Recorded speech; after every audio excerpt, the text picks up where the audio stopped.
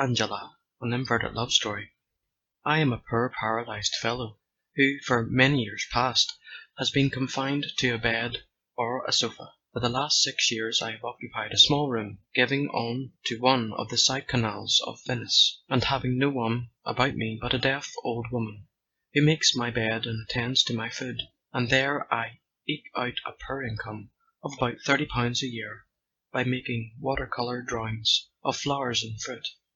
They are the cheapest models in Venice, and these I send to a friend in London,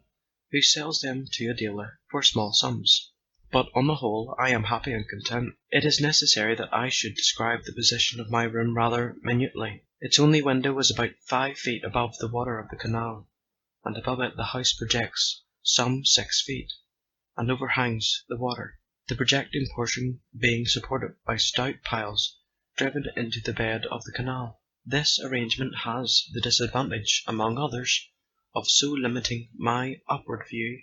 that I am unable to see more than about 10 feet of the height of the house immediately opposite to me, although by reaching as far out of the window as my infirmity will permit, I can see for a considerable distance up and down the canal, which does not exceed 15 feet in width. But, although I can see but little of the material house opposite, I can see its reflection upside down in the canal, and I take a good deal of inverted interest in such of its inhabitants as show themselves from time to time, always upside down, on its balconies and at its windows. When I first occupied my room, about 6 years ago, my attention was directed to the reflection of a little girl of 13 or so, as nearly as I could judge, who passed every day on a balcony, just above the upward range of my limited field of view. She had a glass of flowers and a crucifix on a little table by her side, and as she sat there, in fine weather, from early morning until dark, working assiduously all the time, I concluded that she earned her living by needlework. She was certainly an industrious little girl, and, as far as I could judge by her upside-down reflection, neat in her dress and pretty. She had an old mother, an invalid, who on warm days would sit on the balcony with her, and it interested me to see the little maid wrap the old lady in shawls, and bring pillows for her chair and a stool for her feet, and every now and again lay down her work and kiss and fondle the old lady for half a minute, and then take up her work again. Time went by,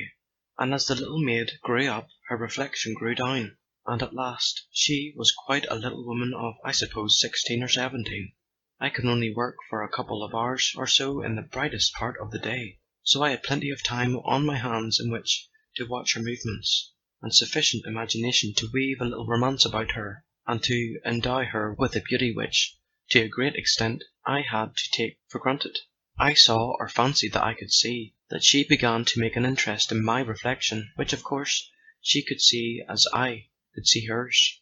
And one day, when it appeared to me that she was looking right at it, that is to say, when her reflection appeared to be looking right at me, I tried the desperate experiment of nodding to her, and to my intense delight her reflection nodded in reply, and so our two reflections became known to one another. It did not take me very long to fall in love with her, but a long time passed before I could make up my mind to do more than nod to her every morning, when the old woman moved me from my bed to the sofa at the window, and again in the evening, when the little maid left the balcony for that day. One day, however, when I saw her reflection looking at mine, I nodded to her and threw a flower into the canal. She nodded several times in return, and I saw her direct her mother's attention to the incident. Then every morning I threw a flower into the water for good morning, and another in the evening for good night, and I soon discovered that I had not altogether thrown them in vain, for one day she threw a flower to join mine, and she laughed and clapped her hands when she saw the two flowers join forces and float away together. And then every morning and every evening she threw her flower when I threw mine, and when the two flowers met she clapped her hands, and so did I. But when they were separated, as they sometimes were, owing to one of them having met an obstruction which did not catch the other, she threw up her hands in a pretty affectation of despair, which I tried to imitate, but in an English and unsuccessful fashion. And when they were rudely run down by a passing gondola, which happened not unfrequently, She pretended to cry, and I did the same. Then, in pretty pantomime, she would point downwards to the sky to tell me that it was destiny that had caused the shipwreck of our flowers, and I, in pantomime not nearly so pretty, would try to convey to her that destiny would be kinder next time, and that perhaps tomorrow our flowers would be more fortunate. And so the innocent courtship went on. One day she showed me her crucifix and kissed it, and thereupon I took a little silver crucifix that always stood by me and kissed that, and so she knew that we were one in religion. One day the little maid did not appear on her balcony, and for several days I saw nothing of her, and although I threw my flowers as usual, no flower came to keep it company. However, after a time she reappeared, dressed in black, and crying often, and then I knew that the poor child's mother was dead, and, as far as I knew, she was alone in the world. The flowers came no more for many days, nor did she show any sign of recognition, but kept her eyes on her work, except when she placed her handkerchief to them, and opposite to her was the old lady's chair, and I could see that from time to time she would lay down her work and gaze at it, and then a flood of tears would come to her relief. But at last one day she roused herself to nod to me, and then her flower came, day by day, and my flower went forth to join it, and with varying fortunes the two flowers sailed away as of yore. But the darkest day of all to me was when a good-looking young gondolier, standing right end uppermost in his gondola, for I could see him in the flesh, worked his craft alongside the house, and stood talking to her as she sat on the balcony. They seemed to speak as old friends, indeed, as well as I could make out. He held her by the hand during the whole of their interview, which lasted quite half an hour. Eventually he pushed off, and left my heart heavy within me. But I soon took heart of grace, for as soon as he was out of sight, the little maid threw two flowers growing on the same stem, an allegory of which I could make nothing, until it broke upon me that she meant to convey to me that he and she were brother and sister, and that I had no cause to be sad. Thereupon I nodded to her cheerily, and she nodded to me, and laughed aloud, and I laughed in return, and all went on again as before. Then came a dark and dreary time, for it became necessary that I should undergo treatment that confined me absolutely to my bed for many days, and I worried and fretted to think that the little maid and I should see each other no longer, and worse still, that she would think that I had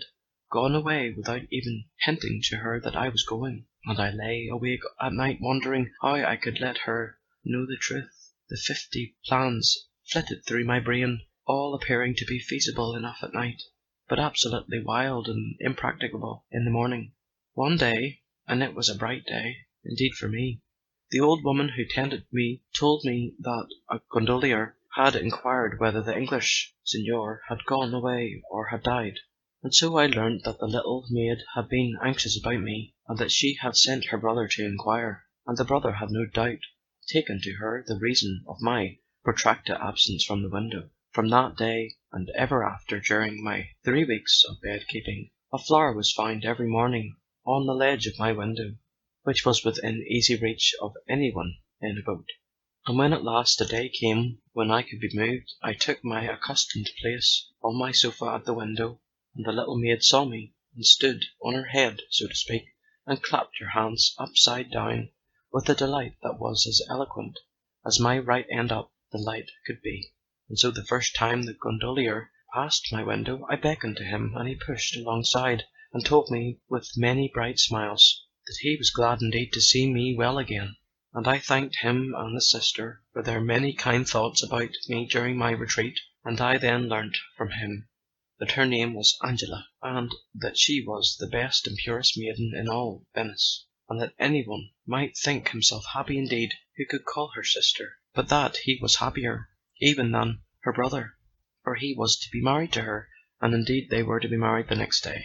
Thereupon my heart seemed to swell to bursting, and the blood rushed through my veins, so that I could hear it, and nothing else for a while. I managed at last to stammer forth some words of awkward congratulation, and he left me, singing merrily, after asking permission to bring his bride to see me at the morrow as they returned from church. "For," said he, "my Angela has known you very long, ever since she was a child, and she has often spoken to me of the poor Englishman who was a good Catholic, and who lay all day long for years and years on a sofa at a window. And she had said over and over again how dearly she wished she could speak to him and comfort him.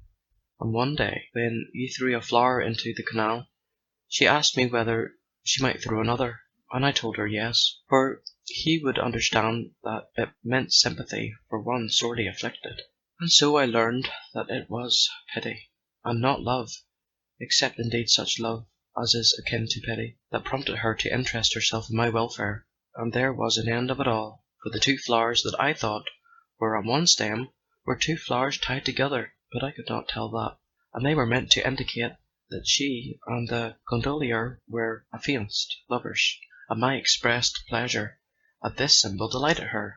for she took it to mean that I rejoiced in her happiness. And the next day the gondolier came with a train of other gondoliers, all decked in their holiday garb, and on his gondola sat Angela, happy and blushing at her happiness. Then he and she entered the house in which I dwelt, and came into my room, and it was strange indeed, after so many years of inversion, to see her with her head above her feet. And then she wished me happiness and a speedy restoration to good health, which could never be, and I, in broken words and with tears in my eyes, gave her the little silver crucifix that had stood by my bed or my table for so many years. And Angela took it fervently,